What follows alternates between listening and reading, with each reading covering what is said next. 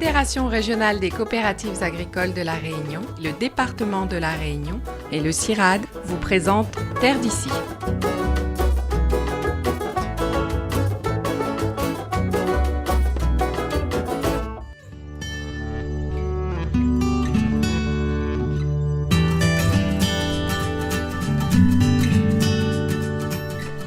Organisme de recherche appliqué à l'agriculture, l'Arméflore apporte aux cultivateurs des solutions concrètes et rapides à leurs différentes problématiques. Sous les serres du pôle horticole de Bassin-Plat à Saint-Pierre, les plantes à parfum aromatiques et médicinales, les PAPAM comme on les appelle, sont aux petits soins. Ici, on multiplie le géranium par bouture à partir de ses pieds mères.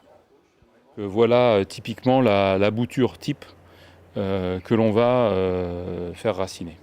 C'est aussi une mission de l'Arméflore de maintenir, de veiller au maintien de la qualité sanitaire des plants. C'est valable pour le géranium, c'est valable pour beaucoup d'espèces. Donc on va être beaucoup sollicité sur ces aspects, maintien des souches, de leur qualité sanitaire et mise en place d'une première étape de multiplication de façon à ce que ensuite la production soit reprise par les horticulteurs.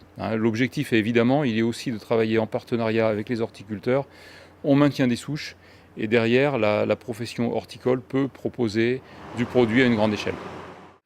Conduite par l'Arméflore pour la partie culturale, ces recherches sont menées en partenariat avec l'Aplamédom et l'ADEPAPAM, l'association pour le développement des plantes à parfum, aromatiques et médicinales. En fait, avec l'Arméflore, ça fait 2 ans, grâce à un accompagnement du Conseil général, des fonds FEADER. Il y a donc un travail d'expérimentation qui est mené, aussi bien sur des plantes traditionnelles style géranium, que sur des plantes, par exemple, nouvellement inscrites à la pharmacopée, comme l'ayapana, comme le fleur jaune, comme l'ambaville, par exemple. Appréciée et reconnue pour ses vertus médicinales, l'ayapana est cultivée ici sous serre, dans différentes conditions, afin d'acquérir des références techniques culturales sur cette plante. L'enjeu de cet essai, si vous voulez, c'est de comparer plusieurs modes de culture. On a des modes de culture qui sont en bio, des modes de culture hors sol. Comparer les rendements qu'on obtient en termes de matériel végétal, de pousses, et également en substances actives. Donc les échantillons sont ensuite analysés à l'Aplamédom, ce qui permet donc de voir quelle efficacité en substances actives on va pouvoir avoir dans cet essai. Ces résultats, encourageants en tout cas sur l'ayapana, seront très prochainement accessibles aux agriculteurs qui souhaiteraient se lancer dans la culture de cette plante médicinale. Il n'y a visiblement aucune difficulté à ce qu'on puisse maintenant proposer un itinéraire technique qu'on pourra transmettre aux agriculteurs. Le but c'est ça, l'Arméflore sur ces opérations techniques, c'est qu'on puisse transmettre aux agriculteurs des données techniques fiables et lancer les productions.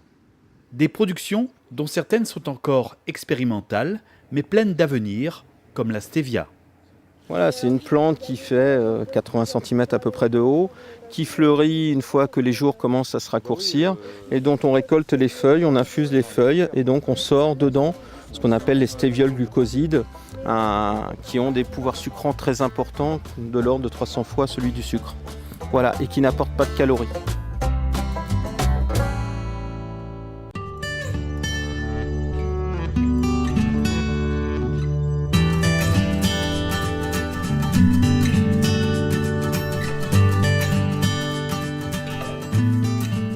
En partenariat avec l'Aplamédom et l'ADEPAPAM, l'association pour le développement des plantes à parfum, aromatiques et médicinales, l'Arméflore expérimente depuis 2 ans la culture en plein champ de certaines plantes de la pharmacopée locale.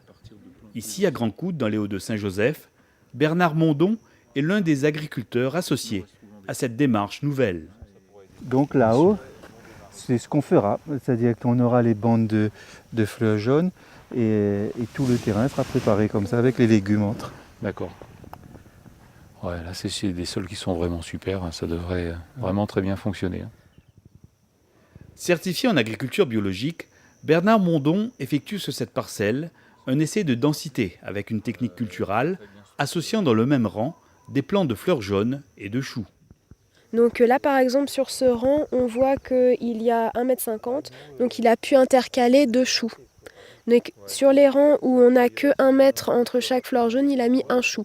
Donc là, l'idée, c'est que comme on doit intervenir pour la culture du chou, ça permet en fait d'intervenir aussi sur le fleur jaune et ça fait pas en fait un travail en plus. Donc là, voilà, le travail sur le chou est bénéfique aussi aux fleurs jaunes, ce qui permet en fait un bon développement des plants qui ont été mis en place au mois de décembre. Sur une autre parcelle de son exploitation, Bernard a mis en place et expérimente en plein champ 2 espèces de plantes médicinales très recherchées, l'ambaville et le fleur jaune. Il y a 2 types d'essais différents. Déjà, il y a un premier essai sur ambaville et un essai sur fleur jaune. Donc c'est un autre essai. Et là aussi, on a travaillé sur un paillage. Donc dans l'idée après, c'est de pouvoir mettre des plantes à côté qui vont libérer de l'azote, notamment du trèfle. Voilà. On ne connaît pas tout ce qui est cycloculture, floraison, technique de taille, tout ça. On n'avait aucune donnée. Donc l'objectif de ce verger, c'est vraiment d'acquérir un maximum de données. On a déjà eu des données sur la vitesse de croissance, la floraison, l'aspect aussi des plants, parce qu'on a aussi des parcelles dans les Hauts de l'Ouest, donc la croissance est différente. Et bientôt, on va pouvoir envisager des premières coupes afin de voir les techniques de taille qu'on peut réaliser et de faire des analyses des feuilles, des fleurs, pour voir les principes actifs et voir du coup ce qu'on peut utiliser dans les tisanes. Ces essais de culture sont d'ores et déjà très prometteurs.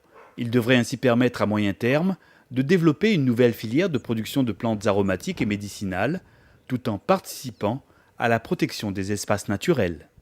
Exactement, c'est ça, éviter le pillage et puis surtout et également avoir une filière qui peut s'organiser sur des bases qualitatives et quantitatives que l'on peut contrôler. Le marché est potentiellement important, mais effectivement, il faut absolument sortir du milieu forestier, préserver ce milieu forestier, entrer dans le milieu agricole juste attenant aux zones protégées du parc pour être capable de répondre aux objectifs.